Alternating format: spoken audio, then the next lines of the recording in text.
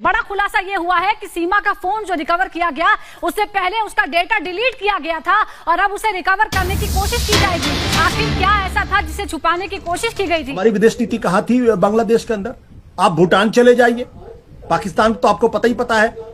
और ये जो पूरी लड़ाई हुई ऑपरेशन सिंदूर, उनके पीछे तो चीन लड़ रहा था।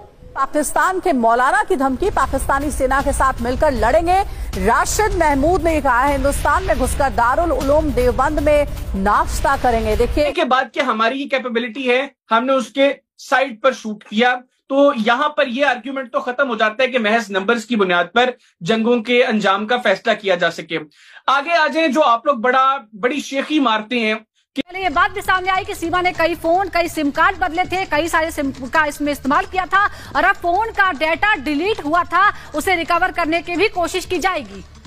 तो बरामदगी से पहले फोन का डाटा डिलीट किया गया। आखिर क्या छुपाना चाहती थी सीमा हैदर, जो चैट्स और डाटा डिलीट करने के लिए कदम उठाना पड़ा? जतिन का आप रुख कर लेते हैं। जतिन, सबसे बड़ा सवाल वाकई में ये है, क्या करना चाहती थी, मन में क्या चल रहा था, आखिर क्यों ये कदम उठाया सीमा ने कि सारा डाटा डिलीट कर दिया? आज बिल्कुल, और यही सवाल है और इसी सवाल के जवाब को खंगालने की अब एटीएस कोशिश कर रही है। आपको बता दें कि 4 फोन सीमा के पास से बरामद किए थे, जो कि एफआईआर पे भी आप देखेंगे, और एक फोन ऐसा था जो कि टूटा हुआ था। वो फोन टूटा हुआ क्यों था, उसको किसने तोड़ा, उसके अंदर ऐसा क्या था कि उस फोन को तोड़ने की जरूरत पड़ी सीमा को? साथ ही एक सिम कार्ड अलग से मिला था, वो सिम कार्ड पाकिस्तान का सिम कार्ड बताया जा रहा है और उसकी भी जांच जो है वो कराई जा रही है। हालांकि कोशिश ये है कि तमाम डाटा जो है उसको रिकवर किया जा सके। सोर्सेज का ये कहना है कि जो फोन जब पुलिस ने को ओपन किया, उन फोनों को खंगालने की कोशिश की, तो पता लगा कि जब सीमा पाकिस्तान से भारत आ गई थी, यानी कि मई का वो महीना, उससे पहले की सारी जानकारी डिलीट कर दी गई थी। तो उससे पहले क्या कुछ बातचीत हुई, किन लोगों के संपर्क में सीमा थी, ट्रैवलिंग के दौरान उसने कितने लोगों से बात की, वॉइस कॉलिंग पे बात की, सेल्यूलर कॉलिंग पे बात की, इंटरनेट कॉलिंग पे बात की, ये सभी डाटा मिसिंग थे। और यही वजह है कि जांच का दायरा और भी बड़ा करने की अब एटीएस को जरूरत है और इन सभी फोनों को अब एटीएस ने अपने कब्जे में लिया है और फॉरेंसिक जांच के लिए भेजा गया है। कोशिश ये की जा रही है कि मई से पहले का जो डाटा है उसको रिट्रीव किया जा सके। साथ ही भारत आने के बाद या ग्रेटर नोएडा आने के बाद सीमा जिस इंडियन नंबर का इस्तेमाल कर रही थी, उसको भी खंगाला जा रहा है कि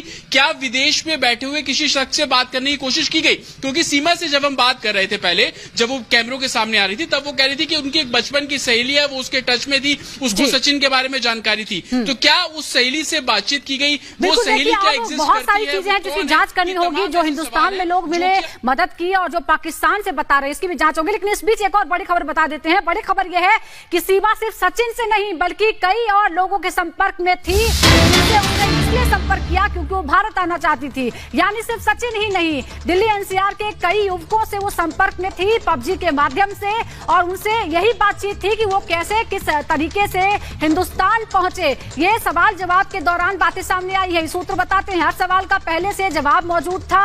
इस तरह की बातें भी सामने आ रही है। कुछ और लोगों से भी संपर्क किया था सीमा हैदर ने, कुछ और लोगों से संपर्क किया था। सचिन के अलावा कई लोगों के संपर्क में थी जिनसे वो भारत आने की मदद करने की कोशिश कर रही थी।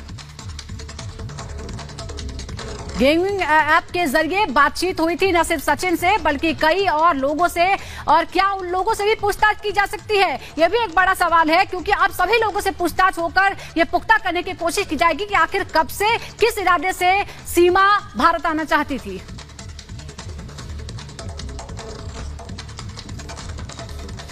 और ग्राफिक्स के जरिए आपको सीमा की सॉफ्ट लैंडिंग के बारे में बताते हैं। दरअसल सीमा ने कई और लोगों से भी संपर्क किया था, यानी कि भारत आना चाहती थी इसलिए तमाम लोगों से संपर्क साध रही थी। सीमा ने एनसीआर के लोगों से संपर्क किया था, उसने चुन लिया था कि एनसीआर के लोगों से कांटेक्ट करना है, और वो भी गेमिंग ऐप के जरिए। बातचीत जो सीमा करती थी वो गेमिंग ऐप यानी पबजी के जरिए ही किया करती थी।